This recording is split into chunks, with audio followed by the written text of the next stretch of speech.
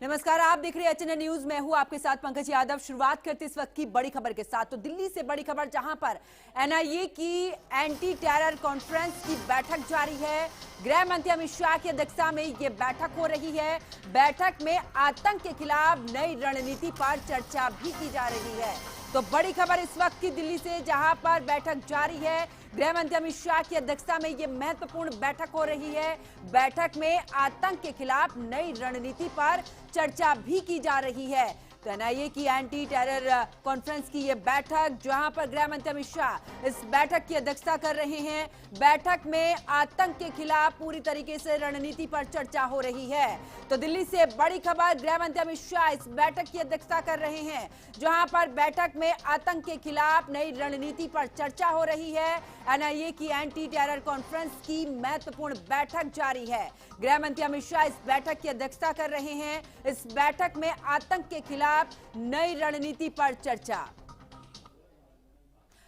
तो सम्मेलन का मुख्य उद्देश्य क्या है? आतंकवाद के खतरे के खिलाफ पूरे तरीके से रणनीति, संपूर्ण सरकार दृष्टिकोण के ध्यान में रखते हुए सभी एजेंसियों के बीच तालमेल बिठाने की कोशिश, भविष्य की नीति निर्माण की रूपरेखा इसमें तय की जाएगी। आतंकवाद के खतरे के खिलाफ कोई भी ठोस कार्रवाई को लेकर यहां पर आपस की रणनीति पूरे तरीके से तय होगी। सभी एजेंसियों के बीच तालमेल किस तरीके से बना रहेगा, इसको लेकर इसमें चर्चा होगी। भविष्य की नीति निर्माण की रूपरेखा आखिरकार इसमें पूरे तरीके से तय हो जाएगी। जिस तरीके से आतंकवाद के खिलाफ लगातार भारत पहल करता आ रहा है, भारत की तरफ से हर मंच पर यह कहा गया है कि आतंकवाद सबसे बड़ा खतरा है, इसे जड़ से उखाड़ फेंकना ही सबसे सही है। अब इसको लेकर सरकार भी अपनी तरफ से ठोस कदम उठा रही है। संपूर्ण सरकार एजेंसियों को लेकर भी अब पूरे तरीके से यहां पर तालमेल बिठाने की कोशिश की जा रही है। भविष्य की नीति निर्माण को लेकर भी रणनीति यहां पर,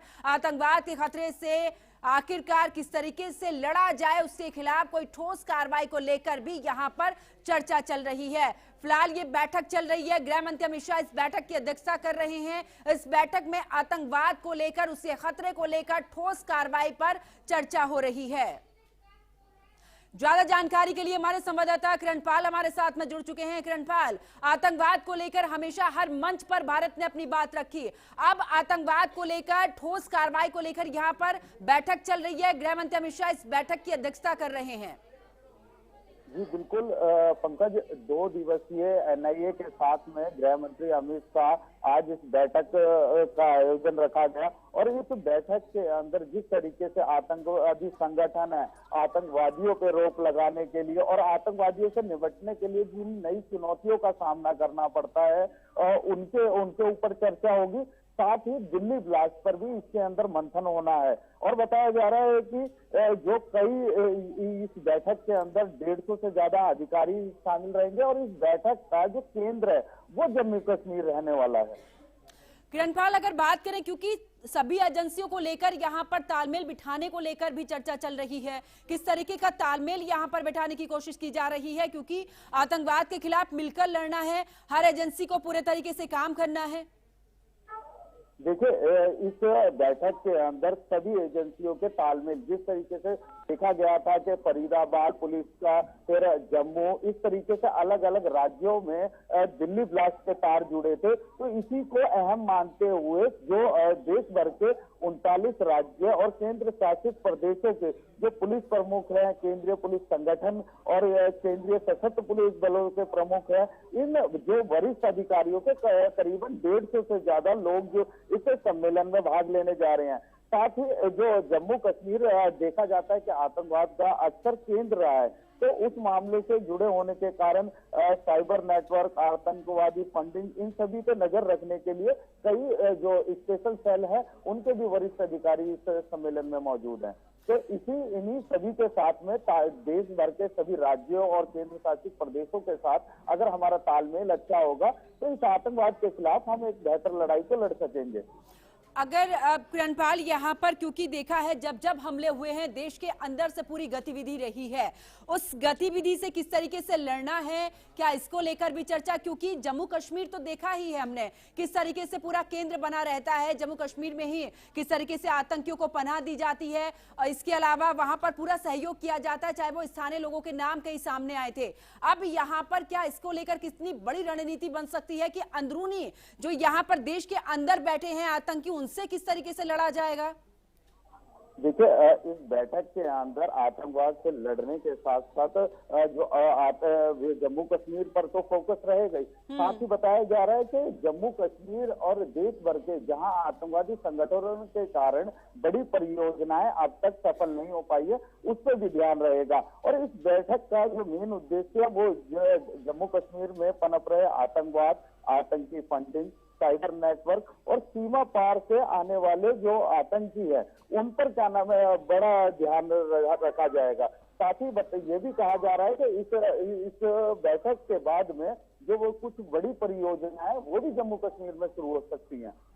यानी कि कुल मिलाकर यहाँ पर जम्मू कश्मीर को लेकर कौन कौन सी ऐसी योजनाएं हैं जो कि अभी भी आतंकी गतिविधियों के चलते वहां पर पूरी नहीं हुई है, उसको लेकर भी खास चर्चा? किरणपाल, बिल्कुल बिल्कुल। देखिए, इस जो 2 दिवसीय बैठक का जो मेन मकसद माना जा रहा है वो मकसद सुरक्षा के साथ विकास पर भी नजर बनी रहे, इसके लिए इस 2 दिवसीय बैठक का आयोजन किया गया है, जिसमें देश भर से जो वरिष्ठ अधिकारी है उन्हें इकट्ठा किया गया है। बताया जा रहा है कि एक साबलकोट परियोजना जिसमें 1856 मेगावाट रामबन जिले में प्रस्तावित होनी है, साथ ही किरथई में 2 परियोजनाएं, डलहस्ती में 2 परियोजनाएं और पाकल दूल परियोजना, और साथ ही में इसमें बात करें कबार और किरियू परियोजनाएं शामिल है। यहाँ सभी पर एक विकास की रफ्तार को बढ़ाने के लिए, जिससे कि देश सर्वोच्च पटल पे आ सके, और ये जो विकास है ये कहीं ना कहीं आतंकवादियों और आतंकी जो गतिविधियां उनके चक्कर में रुके हुए थे। और बताया जा रहा है इसके साथ ही रणवीर नहर विस्तार की तस्वीर बदलने के लिए इस बैठक में अहम फैसला लिया जा सकता है। बहुत बहुत शुक्रिया किरणपाल सिंह हमारे साथ जुड़ने के लिए, तमाम जानकारी साझा करने के लिए। अब चलिए आगे बात करते हैं, जहां पर वीर बाल दिवस के मौके पर राष्ट्रपति द्रौपदी मुर्मू ने 20 बच्चों को प्रधानमंत्री राष्ट्रीय बाल पुरस्कार से सम्मानित किया। इन बच्चों को 18 राज्यों केंद्र शासित प्रदेशों से चुना गया है। राष्ट्रपति ने 18 राज्यों केंद्र शासित प्रदेशों से चुने गए बच्चों को प्रधानमंत्री राष्ट्रीय बाल पुरस्कार से नवाजा है। आपको बता दें कि पुरस्कार वितरण के मौके पर राष्ट्रपति द्रौपदी मुर्मू ने सम्मान पाने वाले होनहारों से कहा कि सभी बच्चों ने अपने परिवार, आज देश का नाम रोशन किया है। मैं ये सम्मान पाने वाले बच्चों को, उनके साथी परिवार वालों को भी दिल से बधाई देती हूं। महिला एवं बाल विकास मंत्री अन्नपूर्णा देवी भी यहां पर उनकी पूरी टीम भी मौजूद रही है। साथ ही उन्होंने उनको भी उनकी तारीफ करते हुए भी कहा कि उन्होंने होनहारों, इसके अलावा प्रतिभाशाली बच्चों के लिए पुरस्कार समारोह का आयोजन किया। बाल पुरस्कार हासिल करने वालों में बिहार के 14 साल के क्रिकेटर वैभव सूर्यवंशी भी इसमें शामिल रहे हैं। इसके अलावा राष्ट्रीय बाल पुरस्कार पाने वाले बच्चों में ऑपरेशन सिंदूर के दौरान बॉर्डर पर जवानों को चाय नाश्ता देने वाले फिरोजपुर के श्रवण सिंह भी शामिल हैं। 2 बच्चों को मरणोपरांत पुरस्कार दिया गया है। इनमें तमिलनाडु की व्योमा, बिहार के कमलेश कुमार का नाम भी शामिल है। इनके पुरस्कार माता पिता ने लिए हैं, जहां पर छत्तीसगढ़ की रहने वाली 14 साल की योगिता मंडावी को भी खेल में बेहतरीन प्रदर्शन के लिए पुरस्कार दिया गया है। योगिता ने अपने माता पिता को बचपन में ही खो दिया था। योगिता जन्म से ही नक्सल प्रभावी इलाके में रही। हालांकि अब यह क्षेत्र नक्सल मुक्त हो चुका है। केरल के मोहम्मद सिद्दान ने भी अपने 2 दोस्तों की जान बचाई थी। आपको बता दें कि पलक्कड़ में 11 साल के सिद्धान के दोस्तों को करंट लग गया था। उन्होंने लकड़ी की मदद से उनकी जान बचाई। झारखंड की 14 साल की फुटबॉलर अनुष्का को भी खेल कैटेगरी में प्रधानमंत्री राष्ट्रीय बाल पुरस्कार मिला है। तो उत्तर प्रदेश के 9 साल के अजय राज को भी साहस के लिए यहां पर पुरस्कार दिया गया है। आगरा के अजय ने अपने पिता को मगरमच्छ की पकड़ से बचाया था। उन्होंने लकड़ी से वार कर मगरमच्छ को मार दिया था। तो 20 बाल वीरों को राष्ट्रीय बाल पुरस्कार राष्ट्रपति द्रौपदी मुर्मू ने दिया है, उन्हें सम्मानित किया है। राष्ट्रपति द्रौपदी मुर्मू ने बच्चों की सराहना भी की है। तो यहाँ पर देखिए बच्चों को अलग अलग क्षेत्र में पुरस्कार यहाँ पर दिया है।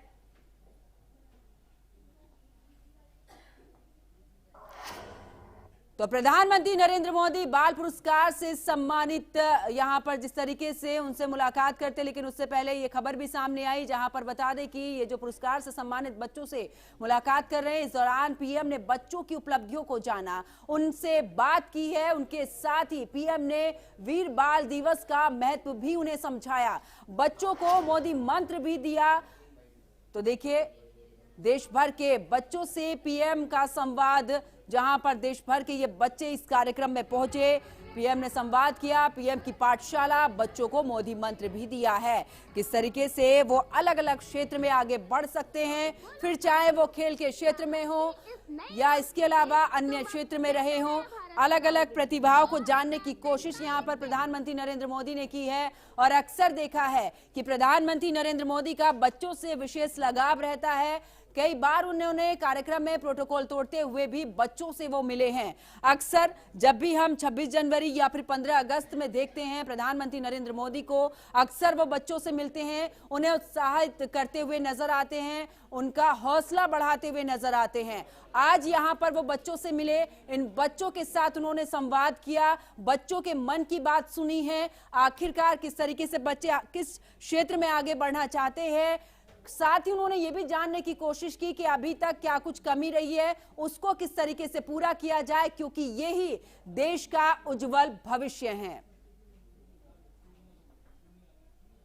तो देश भर के बच्चों से प्रधानमंत्री नरेंद्र मोदी का संवाद, पीएम की पाठशाला, जहां पर आपको बता दें कि बच्चों से मिले हैं, उनसे भी पूरी जानकारी, चाहे खेल के क्षेत्र में, शिक्षा के क्षेत्र में या फिर अन्य क्षेत्रों की बात करें, प्रधानमंत्री नरेंद्र मोदी ने हर एक बच्चे से यहां पर उनकी बात सुनी है, अपनी बात को भी रखा है, साथ ही मोदी मंत्र देते हुए भी नजर आए हैं। किस तरीके से आगे पढ़ाई करनी है, किस तरीके से किस क्षेत्र में आगे बढ़ना है, चाहे वो साइंस के क्षेत्र को लेकर बात कर ले। तो ऐसे में प्रधानमंत्री नरेंद्र मोदी ने जिस तरीके से बच्चों से बात की है, मोदी मंत्र यहां पर दिया है। साथ ही हमने इससे पहले भी देखा, जब परीक्षा पर चर्चा प्रधानमंत्री नरेंद्र मोदी करते हैं तब भी बच्चों से वो ऐसे ही रूबरू होते हैं, बच्चों से बात करते हैं, स्ट्रेस फ्री होकर परीक्षा देने की बात करते हैं। अब आपको ग्राफिक्स के जरिए बताते हैं कि आखिरकार वीर बाल दिवस क्यों मनाते हैं। गुरु गोविंद सिंह के बेटों की शहादत में ये सम्मान में मनाते हैं, जहां पर गुरु गोविंद सिंह के 4 बेटे थे। तो ग्राफिक्स के जरिए भी आपको बता रहे हैं, अजीत, जुझार, जोरावर, इन्हीं साहिबजादे इन्हें कहा जाता है। 1705 को चारों बेटों की मुगल सेना ने हत्या कर दी थी, यानी कि यहाँ पर जो मुगल सेना थी उन्होंने इनकी चारों की हत्या की। मुगलों ने इन्हें धर्म बदलने के लिए कहा था, लेकिन धर्म से पीछे नहीं हटना था। कम उम्र के बावजूद झुकने से इन चारों ने मना कर दिया। बहादुरी, बलिदान की याद में वीर बाल दिवस मनाया जाता है। भारत सरकार ने 2022 में इसको लेकर घोषणा भी की थी। तो गुरु गोविंद सिंह के बेटों की शहादत में वीर बाल दिवस मनाया जाता है। आज प्रधानमंत्री नरेंद्र मोदी ने बच्चों से भी संवाद किया, साथ ही जिस तरीके से वीर बाल दिवस मनाया जाता है इसको लेकर भी उन्होंने उस चारों साहिबजादों का परिचय देते हुए उनकी शहादत, उनकी वीरता को भी बच्चों के सामने रखा, किस तरीके से अपने उन्होंने बलिदान दिया। लेकिन ऐसे में बच्चों की समस्याओं के साथ में प्रधानमंत्री नरेंद्र मोदी ने उन्हें मोदी मंत्र भी दिया, किस तरीके से बच्चों को आगे बढ़ाया जा सकता है, बच्चे किस तरीके से आगे बढ़ सकते हैं, अपनी प्रतिभा को निखारने के लिए क्या कर सकते हैं। ये तमाम बातें प्रधानमंत्री नरेंद्र मोदी ने की। कई बार इस बात का जिक्र प्रधानमंत्री नरेंद्र मोदी ने अपने संबोधन में भी किया कि जो बच्चे हैं वो देश का उज्जवल भविष्य हैं, उनके बेहतर भविष्य के लिए केंद्र सरकार हमेशा से ही कार्य करती रही है। फिर चाहे स्कूलों में बेहतर शिक्षा की बात हो, खेल के क्षेत्र की बात हो, हर एक क्षेत्र में पूरे तरीके से सरकार काम कर रही है। इसी के तहत आज बच्चों से संवाद भी प्रधानमंत्री नरेंद्र मोदी करते नजर आए। किसी से कविताएं सुनी, किसी से गाना सुना, किसी से पूरी उनकी कहानी, हंसी ठिठोली करते भी प्रधानमंत्री नरेंद्र मोदी यहां पर बच्चों के साथ नजर आए।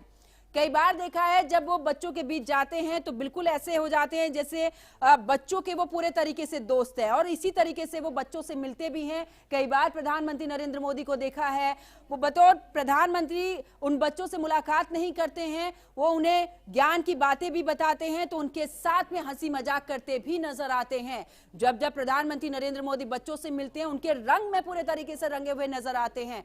आज कुछ ऐसी ही तस्वीर यहां पर भी देखने को मिली। उनसे बात की बच्चों से, उन्हें मोदी मंत्र दिया, किस तरीके से आगे बढ़ना है, क्या एक आगे साहस वाली जो अगर जर्नी की बात करें इसको लेकर भी उन्होंने बात कही है। इसके अलावा बेहतर भविष्य के लिए भी प्रधानमंत्री नरेंद्र मोदी यहां पर बच्चों से संवाद करते नजर आए।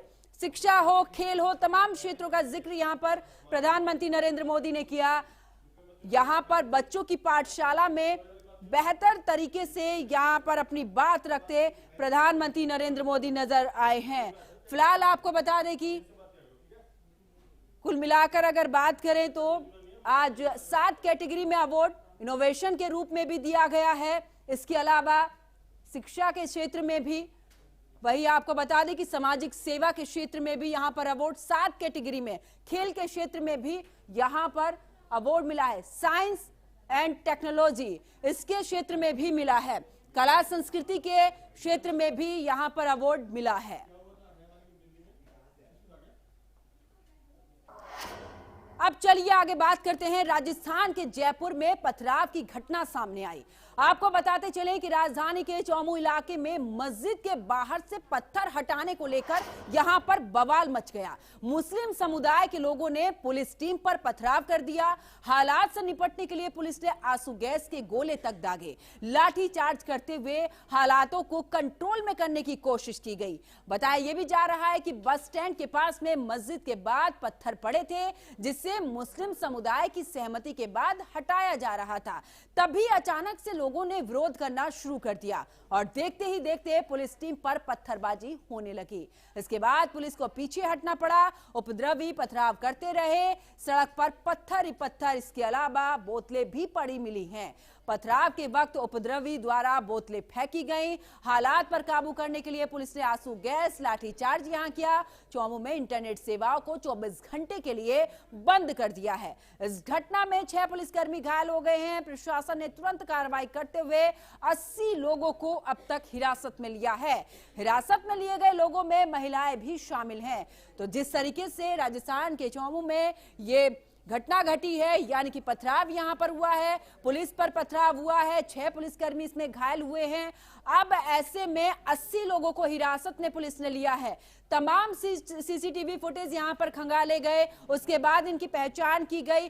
तत्परता दिखाते हुए पुलिस ने अब तक 80 लोगों को हिरासत में लिया। उनसे पुलिस पूछताछ कर रही है। क्या ये सोची समझी साजिश थी जिसके तहत यहां पर पथराव किया गया, क्योंकि ये दोनों की सहमति से यहां पर पत्थर हटाए जा रहे थे। फिर चाहे पुलिस प्रशासन की बात करें जो पत्थर हटाने के लिए टीम पहुंची थी, या फिर स्थानीय लोगों की बात करें, दोनों के बीच इस बात को लेकर चर्चा भी हुई थी और दोनों की ही सहमति थी। मस्जिद है, यहाँ पे कोई अतिक्रमण को लेकर काफी समय से विवाद था। हमारे SHO साहब और ACP साहब द्वारा काफ़ी समय से इनसे वार्तालाप करके उसको अतिक्रमण को हटाया जाना था। इन लोगों ने अपनी सहमति भी उस पर व्यक्त की थी। कल स्वेच्छा से उसको अतिक्रमण को इन्होंने हटाया था, लेकिन कुछ असामाजिक तत्वों द्वारा स्थायी रूप से वहाँ पे लोहे की गार्डर लगा कर वहाँ वेल्डिंग करके वहाँ पे इस तरह की दीवार सी लोहे की बनाने की कोशिश बनाई थी, जिसको लेकर हमने ऑब्जेक्शन किया। ऑब्जेक्शन करने पर इन्होंने जब नहीं हटाई तो हमारे द्वारा पुलिस प्रशासन द्वारा उसको हटाया जा रहा था। तो कुछ असामाजिक तत्वों ने पुलिस पर पथराव किया, जिसमें हमारी कुछ पुलिसकर्मियों की चोटें भी आई है। इसमें हम प्रकरण पंजीबद्ध कर रहे हैं। मौके पर पूर्णतः शांति है और हमने मौके पर पूर्व जो स्थिति थी उसको बहाल किया है। कुछ लोगों को डिटेन भी किया है। हाँ नहीं, इसमें बिल्कुल हम इसमें कार्रवाई कर रहे हैं। जो भी असामाजिक तत्व है जिन्होंने भी पथराव पुलिस पे किया। अब चलिए आपको विवाद की जड़ क्या थी इसके बारे में विस्तार पूर्वक बताते हैं। दरअसल हुआ क्या है इस पूरे मामले में, पत्थर हटाने पर विवाद, बड़ा फसाद यहां पर हो गया। चौमू मस्जिद के पास में पत्थर हटाने को लेकर यह विवाद। आपको बता दें कि मस्जिद के पास 45 साल से सड़क किनारे पत्थर पड़े थे, जिससे कि आए दिन ट्रैफिक जाम यहां पर होता था। इसी को लेकर प्रशासन ने कदम उठाया। पुलिस मुस्लिम समुदाय के बीच बैठक हुई। आपसी सहमति से पत्थर हटाने का फैसला लिया गया, लेकिन रात 3 बजे असामाजिक तत्वों ने विरोध शुरू कर दिया, जिसके बाद पुलिस को निशाना बनाकर पथराव यहां पर किया गया। पत्थरबाजी में करीब आधा दर्जन पुलिसकर्मी घायल हो गए हैं। आपको ये भी बता दें कि पुलिस ने इसको कंट्रोल करने के लिए आंसू गैस के गोले भी यहां पर दागे, लाठीचार्ज भी यहां पर की, ताकि किसी भी तरीके से ये जो भीड़ यहां पर थी इसे कंट्रोल किया जा सके। जिससे आपको बता दें कि जिस वजह से यहाँ पर ये पत्थर पड़े हुए थे, आखिरकार चौड़ीकरण का काम यहाँ पर किया जा रहा था। इसी के तहत प्रशासन जो था इन पत्थरों को हटाने के लिए गया था, क्योंकि आए दिन यहाँ पर जाम की समस्या रहती थी। एक तो मस्जिद, अगर शुक्रवार की बात करें तो यहाँ पर नमाज अदा करने के लिए लोग पहुंचते थे, यहाँ पर भीड़ लग जाती थी, लंबा लंबा जाम लग जाता था। इसी से इस मुश्किल को दूर करने के लिए प्रशासन ने यहाँ पर बैठक भी की, जहां पर स्थानीय लोग भी मौजूद थे। दोनों की सहमति बनी, लेकिन जब पत्थर हटाने के लिए प्रशासन पहुंचा तो यहाँ पर लोगों ने पथराव कर दिया। अब ये पथराव स्थानीय लोगों ने किया या फिर इस भीड़ को उकसाने की कोशिश दूसरे समुदाय किसी अन्य लोगों की वजह से की गई है, इसको लेकर पूरे तरीके से जांच पुलिस कर रही है। अब बात बिलासपुर की करते हैं, जहां पर बिलासपुर जिले का कोपरा जलाशय प्रवासी पक्षियों का प्रमुख ठिकाना रहा है। दिसंबर से मार्च के बीच में यहां पर देश विदेश से हजारों पक्षी पहुंचते हैं। प्राकृतिक समृद्धि को देखते हुए राज्य सरकार के प्रस्ताव पर केंद्र ने कोपरा जलाशय को रामसर साइट का दर्जा दिया है। इससे जलाशय को सरकारी संरक्षण मिलेगा, जैव विविधता सुरक्षित होगी। यहाँ कई दुर्लभ पक्षी प्रजातियां पाई जाती हैं। छत्तीसगढ़ को आपको बता दें कि अगर बात करें तो कोपरा जलाशय की वजह से यहां पर रौनक बनी रहती है, तो पर्यावरणीय विरासत को नई पहचान यहां पर दिलाने वाला ये साबित होगा। फिलहाल छत्तीसगढ़ को मिला पहला रामसर। कोपरा जलाशय में बढ़ेगा इको टूरिज्म।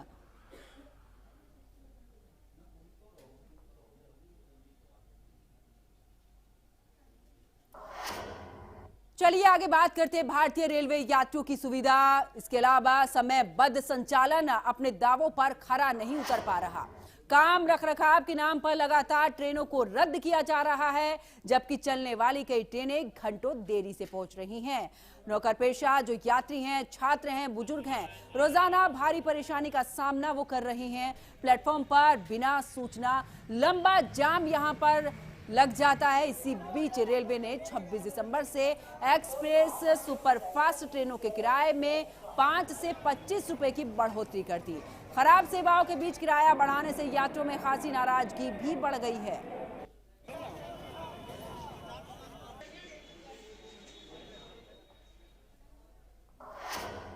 तो इस बुलेटिन में फिलहाल इतना ही। आप देखते रहिए HNN न्यूज। नमस्कार।